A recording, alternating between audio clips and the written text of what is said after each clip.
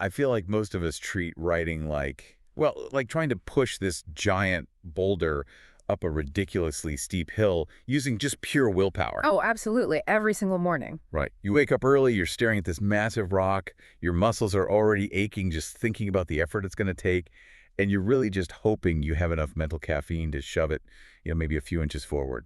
And inevitably, some mornings you just don't have the strength. No. Yeah, you really don't. The boulder rolls right back down, and you feel like you're completely starting from scratch. It's just this grueling, really demoralizing cycle. Yeah, but what if the problem isn't actually your willpower?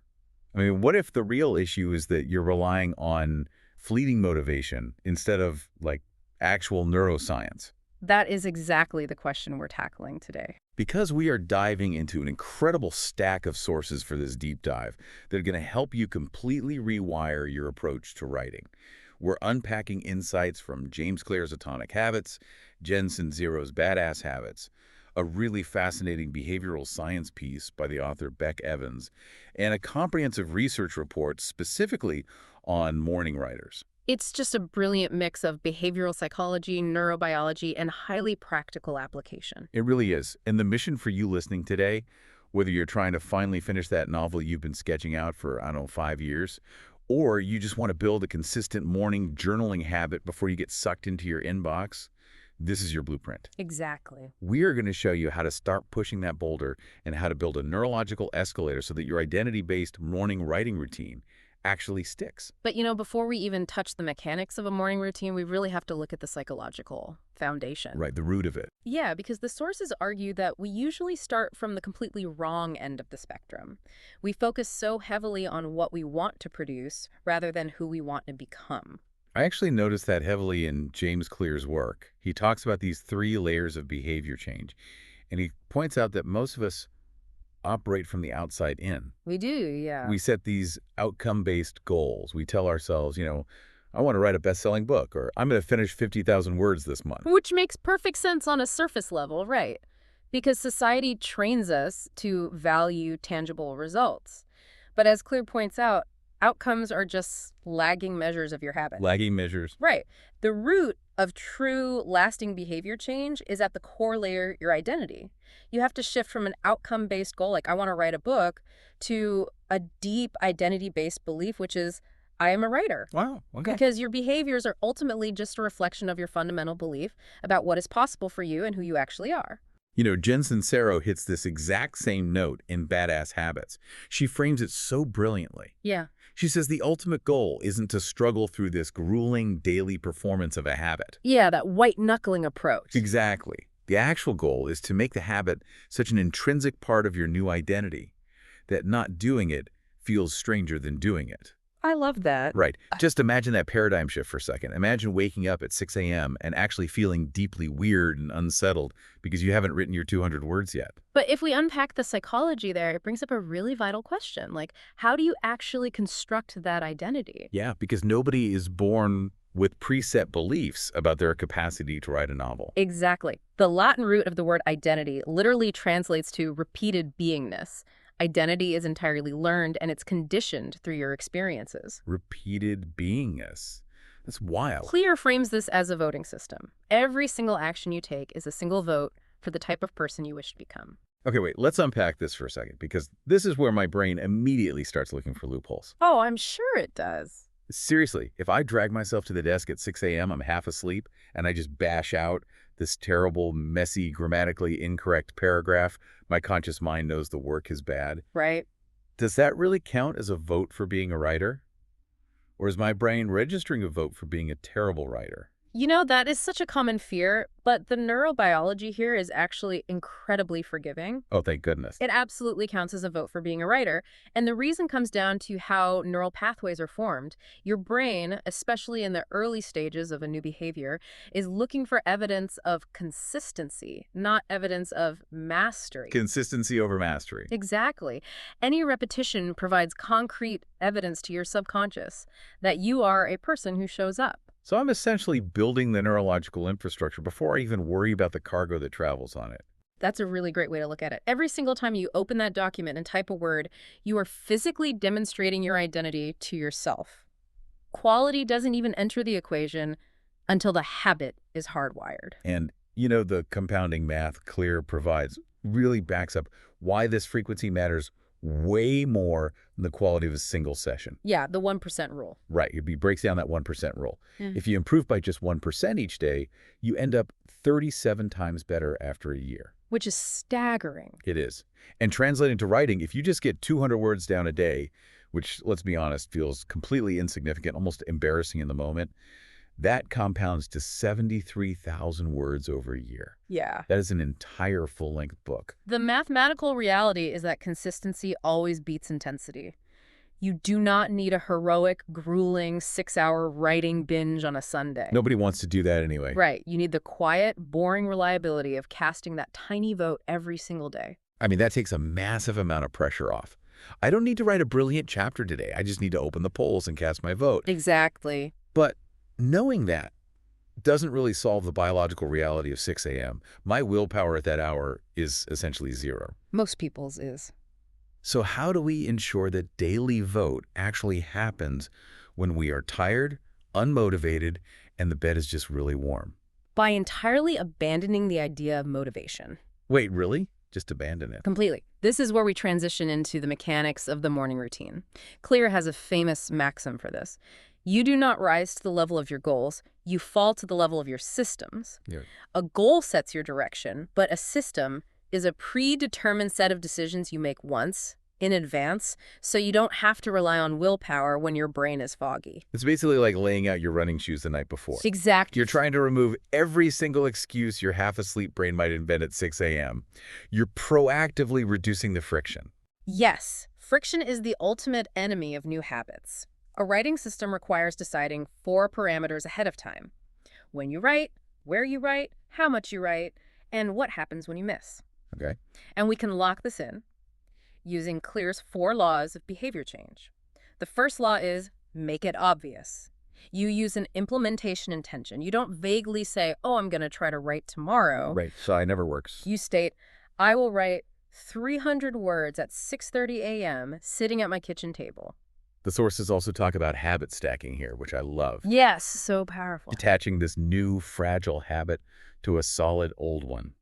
So instead of trying to pull a writing session out of thin air, I could say, after I pour my morning coffee, I will immediately open my manuscript. The coffee becomes the behavioral trigger. That is a phenomenal trigger because it leverages an existing neural pathway. Once you have the trigger, you move to the second law, which is make it easy. Right. This is where most ambitious writers completely self-sabotage. They tell themselves, I'm going to write a whole chapter before work. Which is huge. The activation energy required for that is massive. The brain anticipates the effort and triggers procrastination. To combat that, Clear suggests the 2-minute rule. Your goal isn't to write a chapter. Your goal is simply to open the document and write one single sentence. You just want to eliminate the dread of the blank page. The goal is literally just crossing the starting line. Yeah. And, the sources even highlight how modern tools can reduce this activation energy. Using AI software like Chapter's platform to handle your outlining and structural formatting means the cognitive load drops to almost zero. That's a game changer. It really is. When the structure is already there, you just sit down and fill in the blanks. But I do want to manage expectations for you listening, because lowering friction doesn't mean you'll magically love waking up at 6 a.m. by day 3. No, definitely not. I think people get incredibly discouraged when a week goes by and they still find it hard. They just think they lack discipline. That's a vital point, and it's backed up by fascinating research from Philippa Lally at University College London from 2009. We've all heard the cultural myth that it takes 21 days to form a habit. I've always wondered where that came from. It feels very arbitrary. It actually originated from a plastic surgeon in the 1950s, observing how long it took patients to adjust to a new physical appearance. Oh, wow. Yeah, which was then wildly misinterpreted by the self-help industry.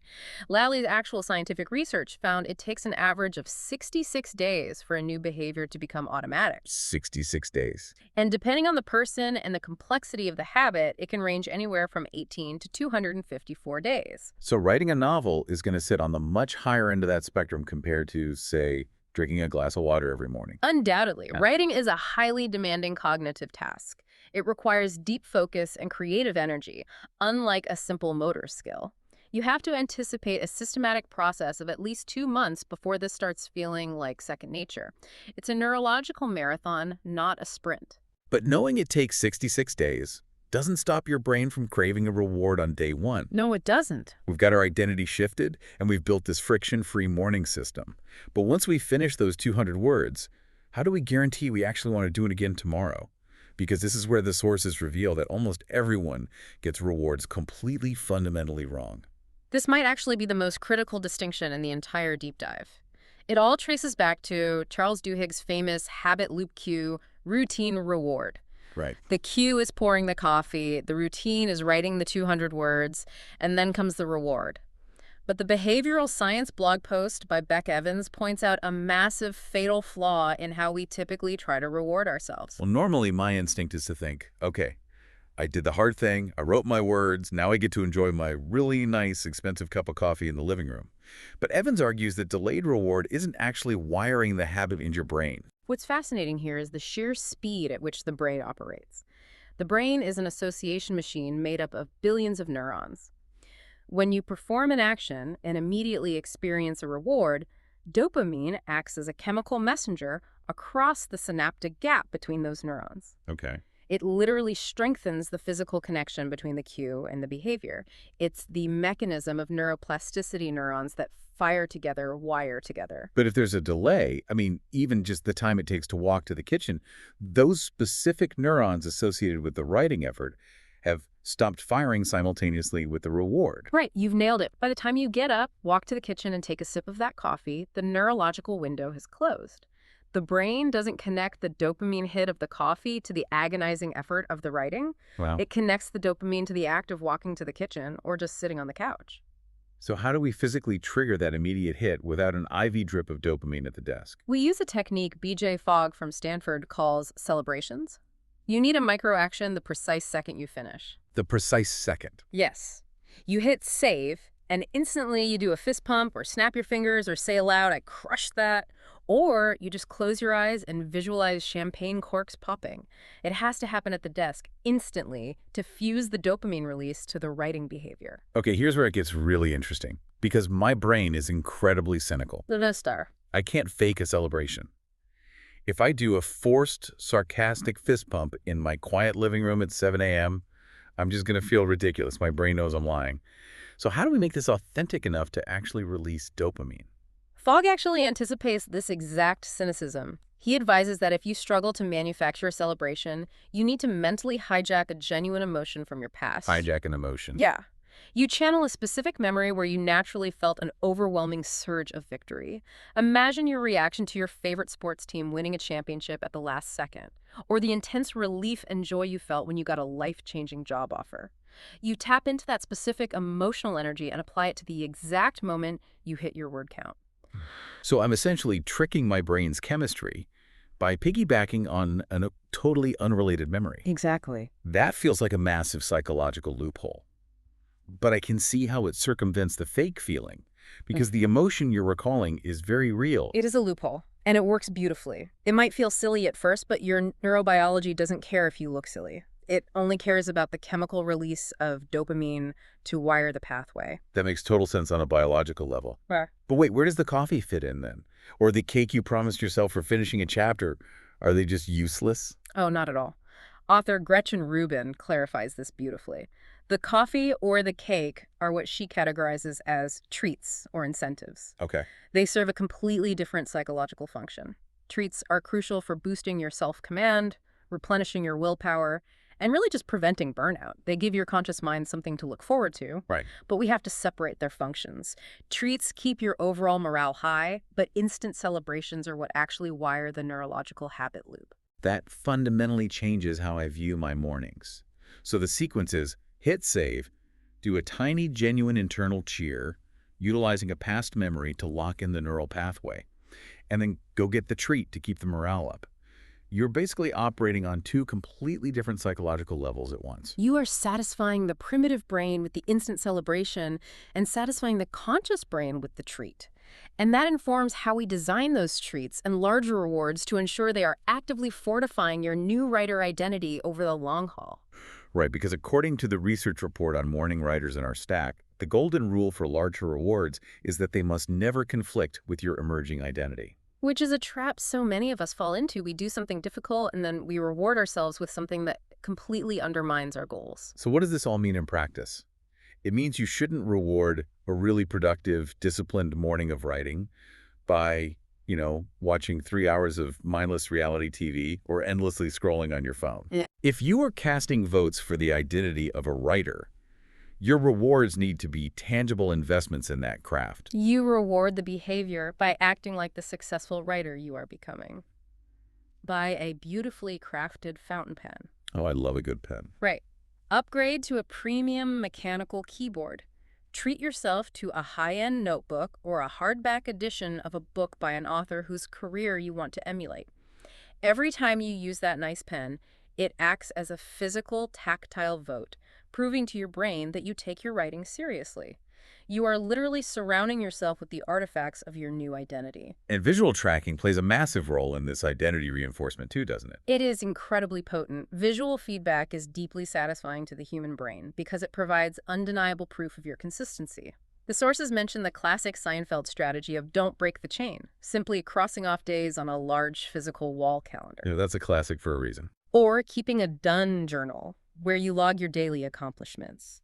As Jen Sincero notes in Badass Habits, seeing a long, unbroken string of marked days proves to your subconscious mind, I am someone who keeps promises to myself. It is constant visual reinforcement of your new identity. And I really love the framework Beck Evans provides for structuring these rewards so they don't get out of hand. She calls it the Goldilocks principle, ensuring your rewards are proportionate to the effort. Yes, you don't want to over-reward a tiny effort, but you don't want to under-reward a major milestone either. Right. She breaks it down into 4 escalating levels. First is the warm glow. That's your instant celebration, the fist pump at the desk. Then there's the fist bump, a small daily treat, like enjoying a really nice cup of specialty tea after a good session. Okay. Third is the woohoo, getting a cake or going out for a nice dinner when you finish an entire chapter. And finally, party on, booking a weekend holiday when the entire first draft is complete. It perfectly scales with the cognitive effort required. But, I have to ask the inevitable question here. Go for it. What happens when the system fails? Because life happens. You get sick, the kids wake up crying at 5 a.m., the water heater bursts. What is the actual protocol for when you inevitably miss a morning? This is where James Clear offers a brilliant, truly pragmatic safety net, the 2-day rule. His philosophy is that missing one day is just a statistical accident. It happens to literally everyone. But missing 2 days in a row is the beginning of a new habit. Because missing 2 days starts casting votes for the identity of someone who doesn't write. You're building a pathway of avoidance. The first mistake is never the one that ruins you. It is the spiral of repeated mistakes that follows.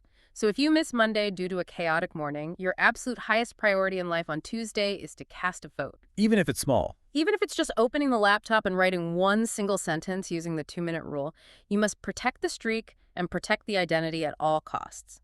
This has been such a profound perspective shift on how to approach our goals.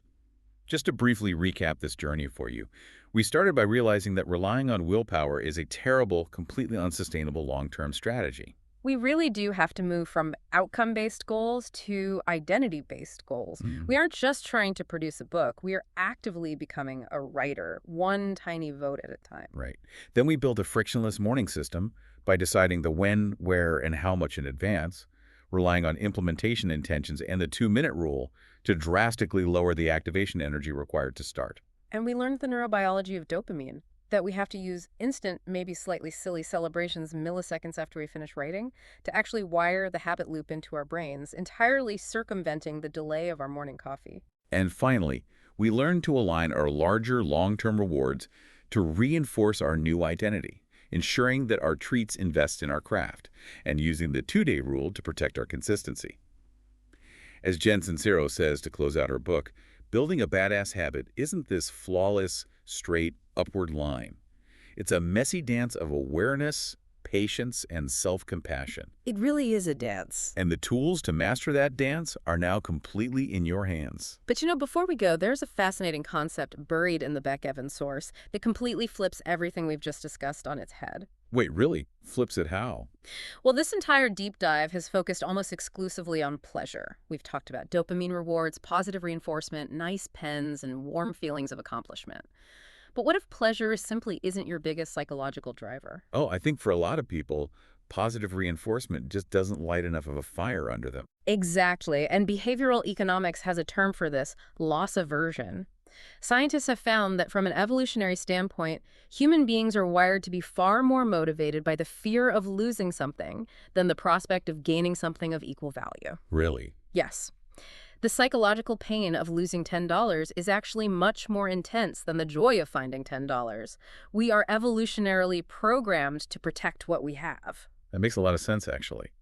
Our ancestors probably survived by obsessing over not losing their winter food supply rather than, dreaming about finding a slightly better cave. Right. So how does this apply to writing? We're using psychological pain instead of pleasure. If positive rewards haven't worked for you in the past, there are tools specifically designed to leverage loss aversion. Evans mentions a notorious application called Write or Die.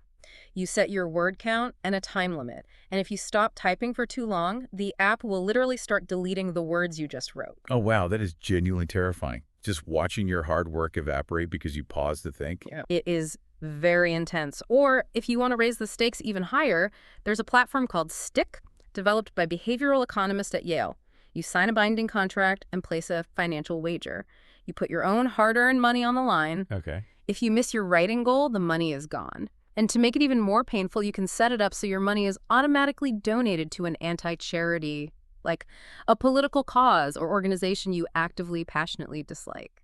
We're not endorsing any sides here, but just imagine your money going to whatever side you strongly oppose. Oh, wow. That takes it to another level entirely. If I knew my money was going to a cause I absolutely hated just because I hit snooze, I would be sprinting to the keyboard at 5 a.m. Most people would. It totally flips the script from I get a nice coffee if I do this to I'm going to suffer real consequences if I don't. It harnesses that primal fear of loss and channels it into highly productive output. So we leave you with this final, really provocative thought. If the positive rewards, the celebrations, and the fancy fountain pens haven't been enough to get you to the desk consistently, could introducing a little bit of pain or financial risk be the ultimate catalyst for your identity shift? It is definitely a powerful tool to have in your arsenal if the dopamine isn't doing the trick. Definitely something for you to ponder on your morning walk. Because whether you choose to wire your brain with the joy of a celebration or the sheer terror of losing your hard-earned money to an anti-charity, the ultimate goal remains exactly the same. Stop pushing that boulder up the hill. Step onto the escalator, cast your vote, and go become the writer you're meant to be. We'll catch you on the next Deep Dive.